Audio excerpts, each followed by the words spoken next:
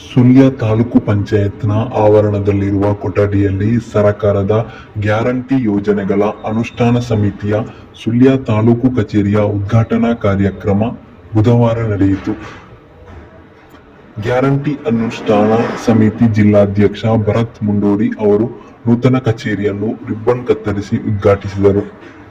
ಮಾಜಿ ಸಚಿವ ಬಿ ರಮನಾಥ ರೈ ದೀಪ ಬೆಳಗಿಸಿ ಉದ್ಘಾಟಿಸಿದರು. ಗ್ಯಾರಂಟಿ ಯೋಜನೆಗಳ ಅನುಷ್ಠಾನ ಸಮಿತಿ ಸುಳ್ಯ ತಾಲೂಕು ಅಧ್ಯಕ್ಷ ಶಾಹುಲ್ ಅಮೀದ್ ಕುತ್ತಮೊಟ್ಟೆ ಮತ್ತಿತರರು ಈ ಸಂದರ್ಭದಲ್ಲಿ ಉಪಸ್ಥಿತರಿದ್ದರು. ಸರ್ಕಾರದ ಪಂಚ ಗ್ಯಾರಂಟಿಗಳ ಯೋಜನೆಗಳ ಅನುಷ್ಠಾನ ಸಮಿತಿಯ ತಾಲೂಕು ಘಟಕದ ಕರ್ನಾಟಕ ಸರ್ಕಾರದ ಪಂಚ ಗ್ಯಾರಂಟಿಗಳ ಅನುಷ್ಠಾನ ಸಮಿತಿಯ ಸುಳ್ಯ ತಾಲೂಕು ಘಟಕದ ಅಧ್ಯಕ್ಷರ ಕಚೇರಿಯನ್ನ ಇವತ್ತು ಸುಳ್ಯ ತಾಲೂಕಿನಲ್ಲಿ ಉದ್ಘಾಟನೆ ಮಾಡಲಿದ್ದೇವೆ. ಈ ಕಾರ್ಯಕ್ರಮದ ಉದ್ಘಾಟನೆಯನ್ನ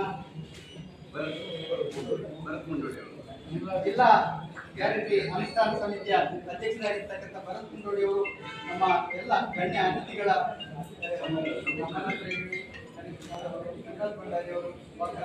ಎಲ್ಲ ನಮ್ಮ